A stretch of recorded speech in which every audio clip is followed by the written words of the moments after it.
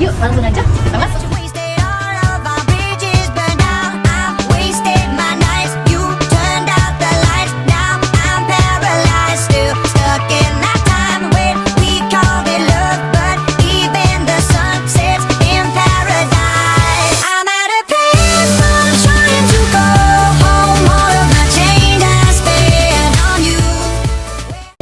Baik teman-teman, sebelum kita menikmati hidangan di Hopa Place ini, kita akan berbincang langsung dengan owner dari Hopa Place, yaitu Kak Fahrul Arifin, di mana kita akan membahas mengenai latar belakang dari Hopa Place ini, serta visi misinya seperti apa sih.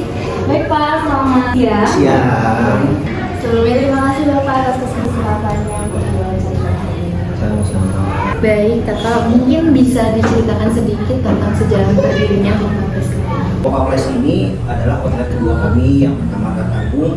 Lalu Tanggung memang konsepnya adalah coffee shop, betul teman-teman. Lalu setelah dari coffee shop kita pengen menaikkan level kita atau membuka outlet baru, jadilah membentuk Hopa Place. Hopa Place sendiri ya artinya resto. Kemudian bagaimana Pak proses pemilihan nama Hopa Place? Apakah ada cerita khusus dari nama Hopa tersebut? Di balik nama cerita Hopa sebenarnya, kalau yang kita flashback dulu sedikit kali ya, kita mencari nama Hopa ini yang bagusnya ketika diplesetkan seperti itu. Akhirnya sebenarnya ada singkatannya, Hopa naik minus over pleasant bloom, jadi kebahagiaan yang diciptakan dari tempat ini. Tapi akhirnya kita dapat singkatannya juga atau plesetannya juga, jadi Hopa nice day atau jadi hope atau harapan. Menarik sekali ya.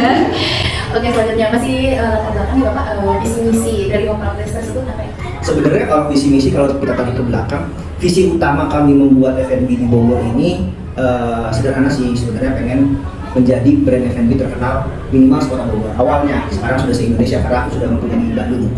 Jadi visinya sebenarnya simpel itu. Jadi pengen mengembangkan nama brand ini atau menjadi F&B terkemuka di Bogor. Misinya sebenarnya awalnya simpel, kita tuh pengen memajukan atau membawa habit atau culture F&B di sini dengan ekonomi kreatif.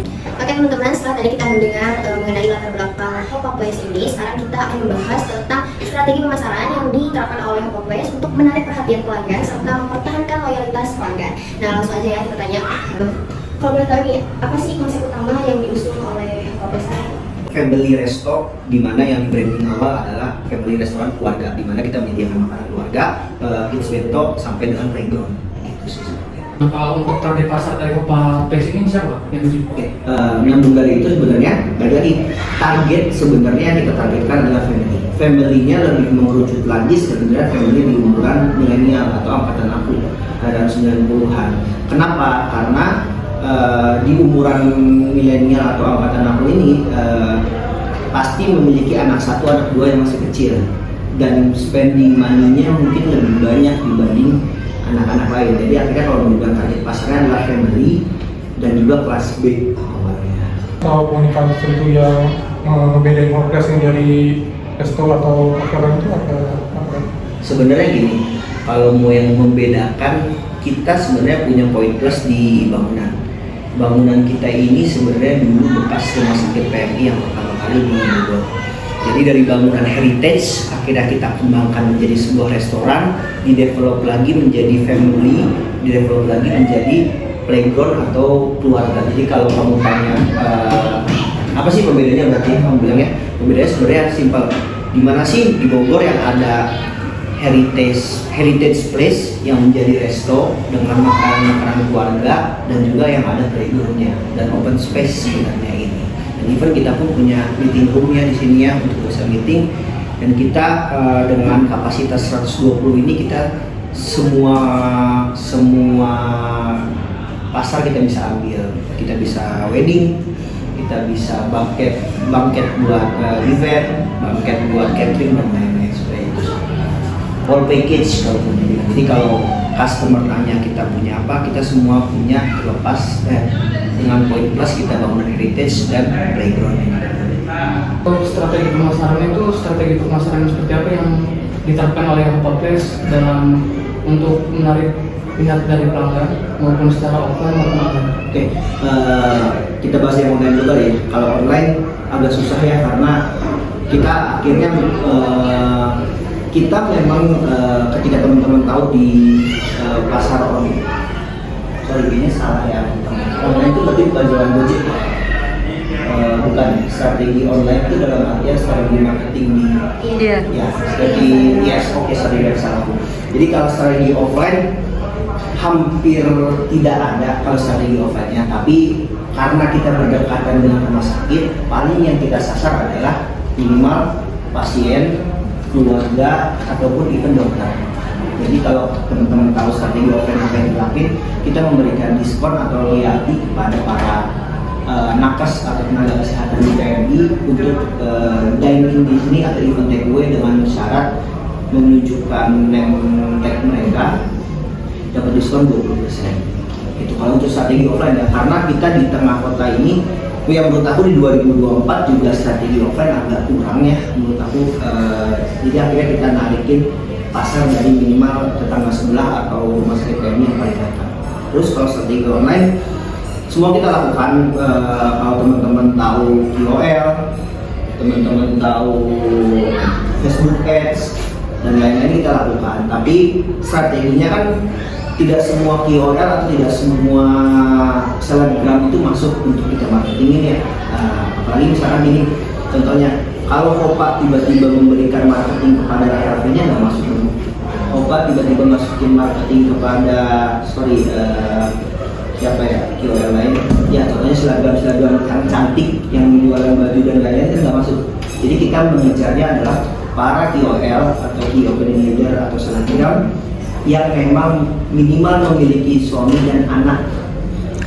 Jadi dimana akhirnya para ibu muda akan melihat, pasti memfollow mereka dan melihat mereka untuk melihat tujuan mereka jalan-jalan kemana.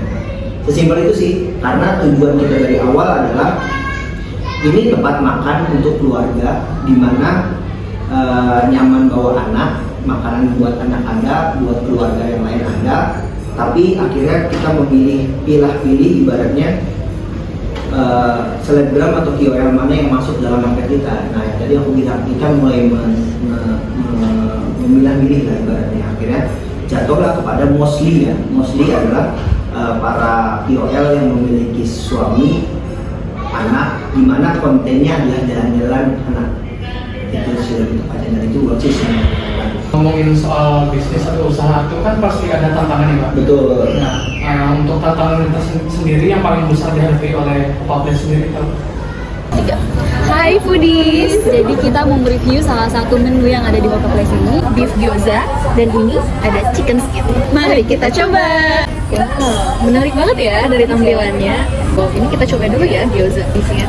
Aku mau coba pakai chili oil. Enak, gimana enak? Aduh, aku gak bisa berkata-kata. Ini beefnya kerasa banget ya. Gyozanya juga lembut banget, teksturnya lembut banget, gurihnya kerasa banget, worth it banget. Coba ya.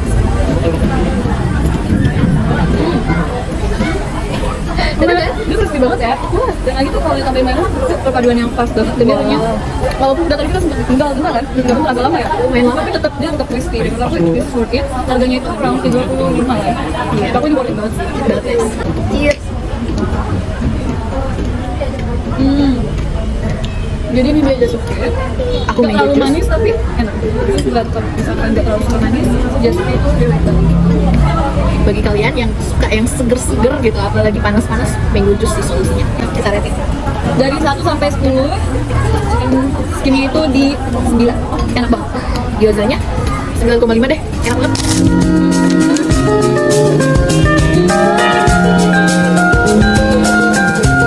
Teman-teman, setelah mendengar penjelasan tentang strategi yang diterapkan oleh Hopa Place, sekarang saatnya kita ulas strategi tersebut dalam ilmu marketing management yang mendalami konsep 4P, yaitu price, product, promotion, and place.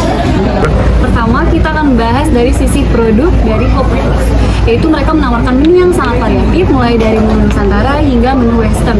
Yang dimana untuk menu Nusantara dia ada nasi goreng dan juga soto Betawi, dan untuk menu Western dia menjual berbagai jenis beef. Hal ini menunjukkan bahwa Hopa Place itu konsisten melakukan inovasi dan pembaharuan untuk memenuhi kebutuhan pasar. Namun, dengan Dengan banyaknya variasi menu, terdapat resiko, yaitu kehilangan fokusnya identitas. Pelanggan bisa kebingungan apakah kafe ini lebih unggul di makanan Nusantara atau makanan westernnya atau minuman kreatifnya. Secara keseluruhan, Hopa Place Cafe ini sudah berhasil menciptakan produk yang menarik dengan variatif dan juga inovatif. Selanjutnya, kita lihat dari segi harga yang ditawarkan oleh Hopa Place. Kalau kita lihat di menu, harga makanan berkisar antara 30.000 sampai dengan 115.000 rupiah. Sedangkan untuk harga minuman berkisar antara 20.000 sampai 45.000 rupiah. Untuk kafe sejenis di area ini, harga tersebut cukup kompetitif.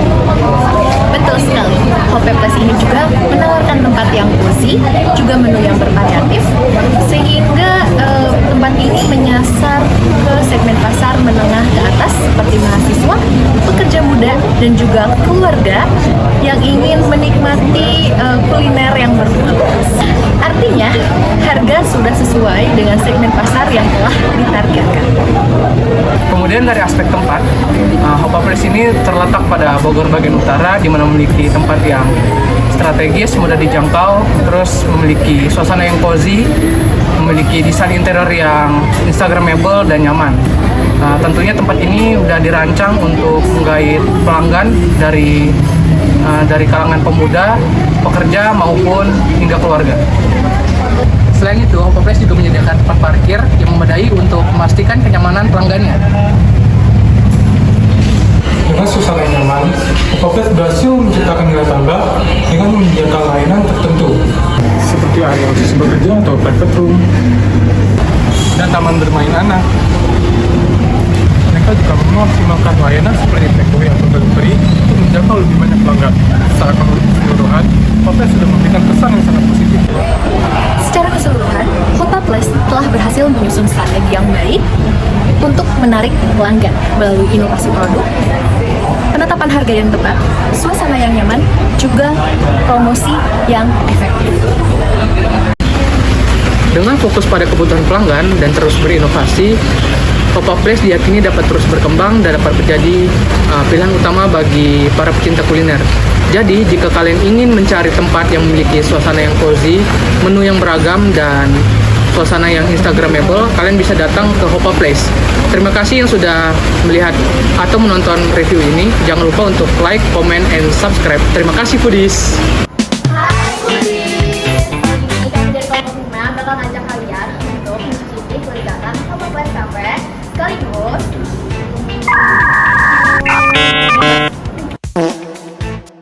kelezatan bencana 괜찮아요. 괜찮아.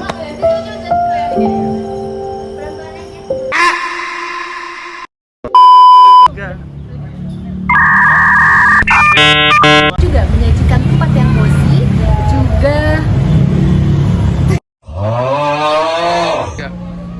Oke, selanjutnya kalau kita lihat dari segi harga salah. Stop it. Get some help.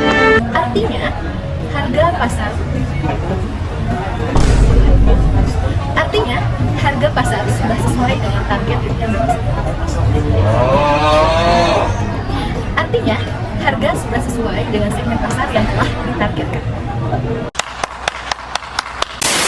Desain interiornya itu ganti.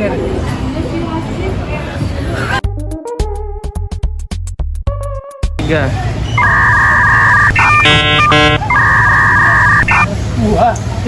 Oh masih gua ya? Iya, kan gue Tiga. Selain itu, Hopa Place juga menyediakan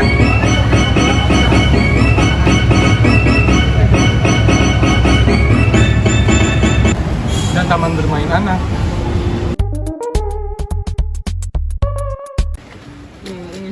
Anjing diriku